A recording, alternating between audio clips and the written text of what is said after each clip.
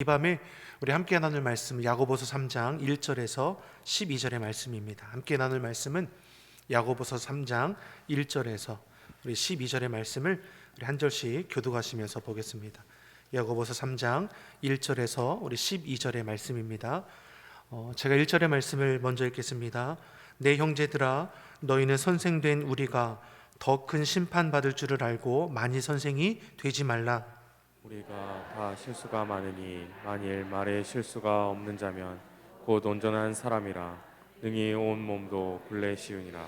우리가 말을 순종케 하려고 그 입에 재갈 먹여 온 몸을 어거하며 또 배를 보라. 그렇게 크고 광풍에 밀려가는 것들을 지극히 작은 키로 사공의 뜻대로 운전하나니 이와 같이 혀도 작은 지체로 돼 큰 것을 자랑하도다. 보라, 어떻게 작은 불이 어떻게 많은 나무를 태우는가. 혀는 곧 불이요 불의 세계라. 혀는 우리 지체 중에서 온 몸을 더럽히고 생의 바퀴를 불사르나니 그 사르는 것이 지옥불에서 나느니라. 여러 종류의 짐승과 새며 벌레와 해물은 다 길들음으로 사람에게 길들었거니와 혀는 능히 길들일 사람이 없나니 쉬지 아니하는 악이요 죽이는 독이 가득한 것이라. 이것으로 우리가 주 아버지를 찬송하고 또 이것으로 하나님의 형상대로 지음을 받은 사람을 저주하나니 한 입으로 찬송과 저주가 나는도다.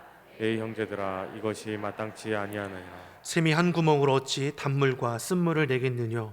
내 형제들아, 어찌 무화과 나무가 감람나무 열매를 포도나무가 무화과를 맺겠느냐. 이와 같이 짠물이 단물을 내지 못하느니라. 아멘. 할렐루야. 우리 금요 응답의 밤에 나오신 우리 성도님들을 우리 환영하고 축복합니다. 우리 곁에 계신 분들에게 우리 함께 인사하겠습니다. 기도로 승리합시다. 기도로 승리합시다. 우리 야고보서의 말씀으로 은혜를 나누고 있으니까 야고보서 핵심이 되는 그 내용으로 다시 한번 인사하겠습니다. 성숙한 그리스도인이 됩시다. 성숙한 그리스도인이 됩시다.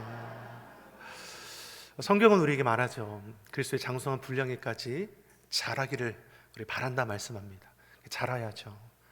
저와 여러분이 주님 안에서 믿음도 우리의 신앙도 자라나기를 간절히 바랍니다.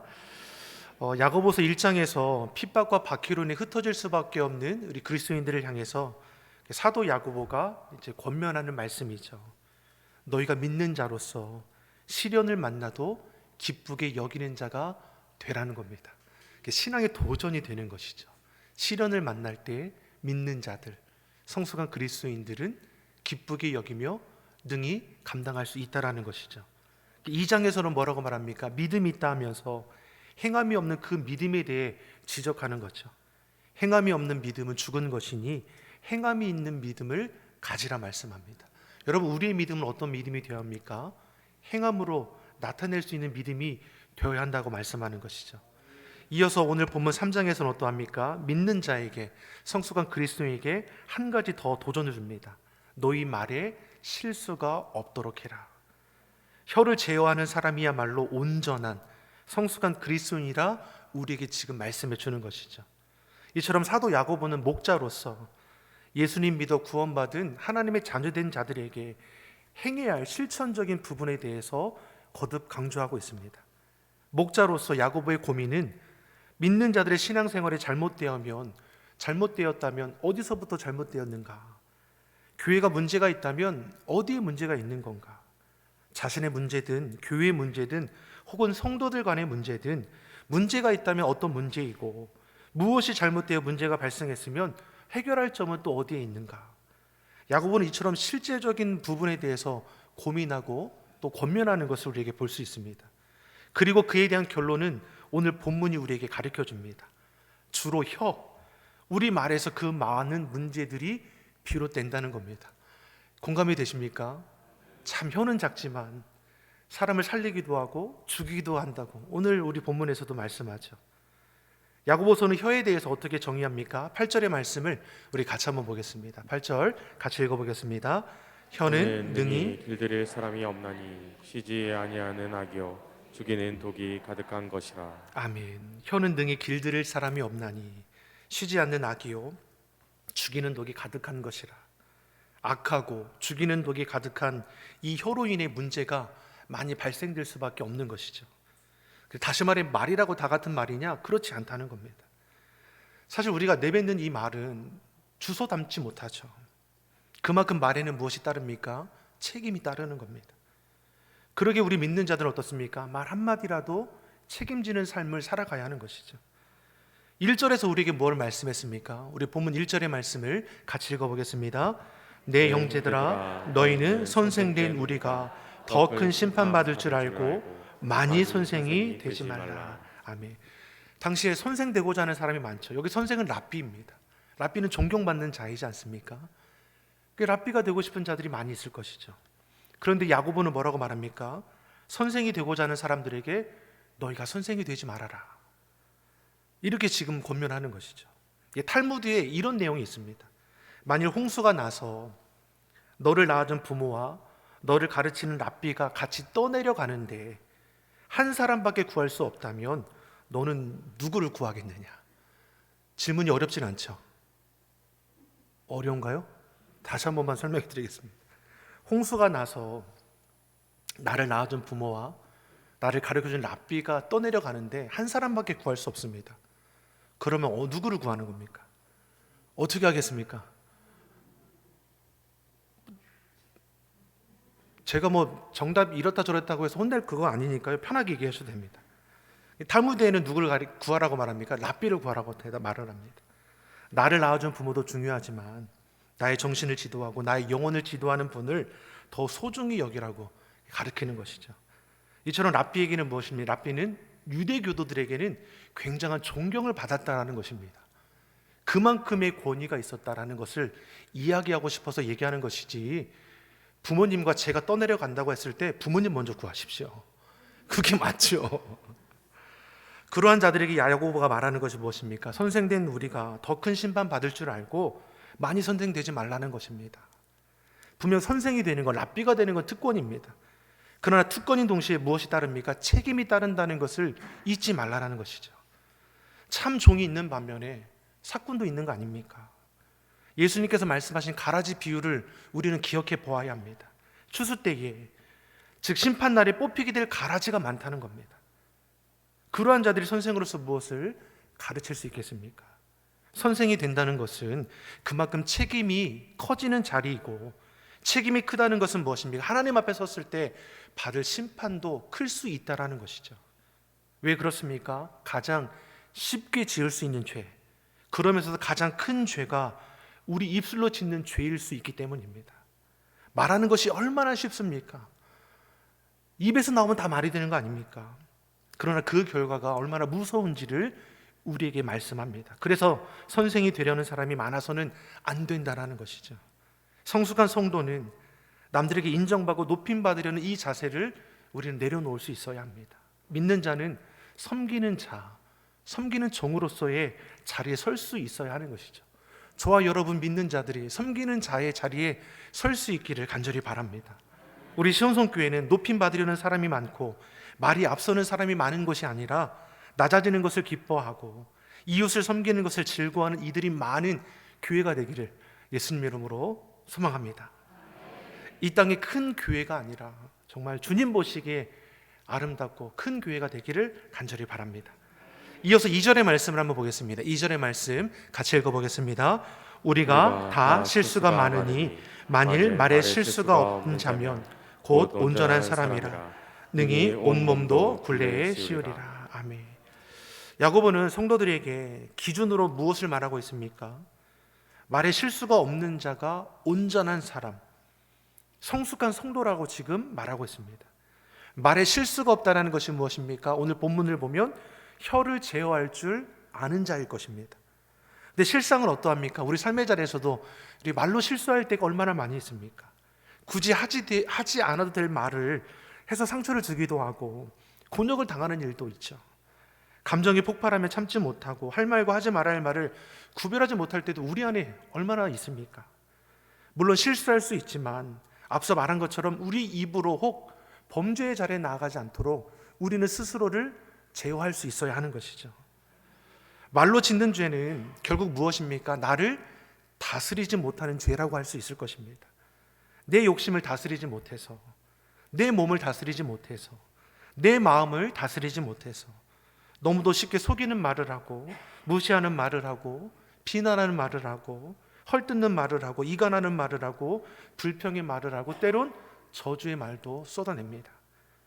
결국 자기를 절제하지 못해서 내뱉는 수많은 말들은 사람과 사람 사이의 관계를 깨어지게 할 수 있는 것이고, 분란을 조장할 수 있고, 공동체도 파괴할 수 있는 겁니다. 그래서 야고보는 성숙한 성도로서 말에 실수가 없는 자라 우리에게 거듭 말씀하는 것이죠. 우리 옆 사람에게 이렇게 한번 고민하겠습니다. 우리의 혀를 제어합시다. 우리의 혀를 제어합시다. 말에는 힘이 있습니다. 아멘입니까? 단순한 소리가 아니라 이 능력이 있는 것이죠. 하나님께서도 이 온 우주 만물을 무엇으로 창조하셨습니까? 말씀입니다. 예수님께서 말씀으로 이 땅 가운데 오셨습니다.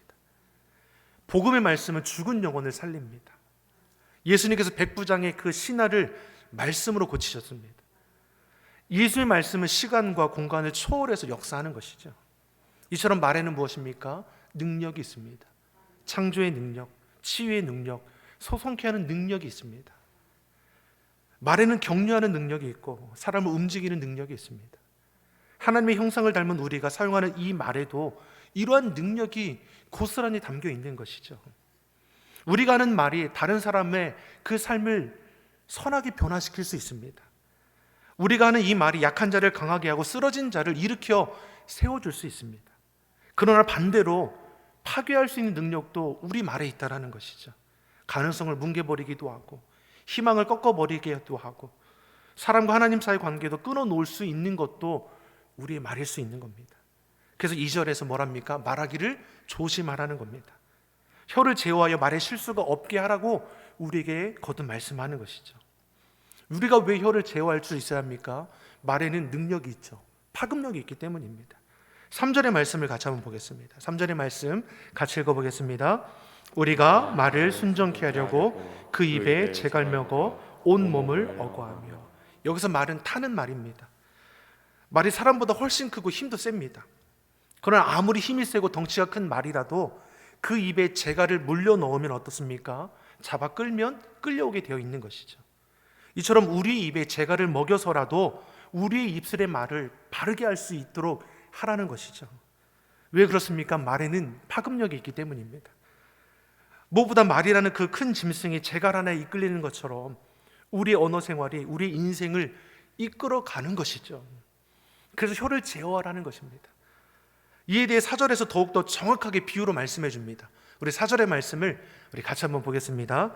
또 배를 보라. 그렇게 크고 광풍에 밀려가는 것들을 지극히 작은 키로 사공의 뜻대로 운전하나니. 아멘. 혀를 배의 키로 비유하죠. 아무리 큰 배도 이 작은 키가 움직이는 방향에 따라 배가 움직여지게 되는 겁니다. 키는 작지만 배의 방향을 결정하는 능력이 있는 것처럼 우리의 혀도 작지만 우리의 혀가 우리 인생의 방향을 결정할 수 있다는 것이죠. 여러분, 우리의 언어 생활에 한번 점검해 보십시오. 부정적인 말이 많습니까? 아니면 긍정적인 말이 많습니까? 3초의 시간을 드리겠습니다. 1, 2, 3. 긍정적인 언어가 많은 것 같습니다. 부정적인 언어가 많은 것 같습니다.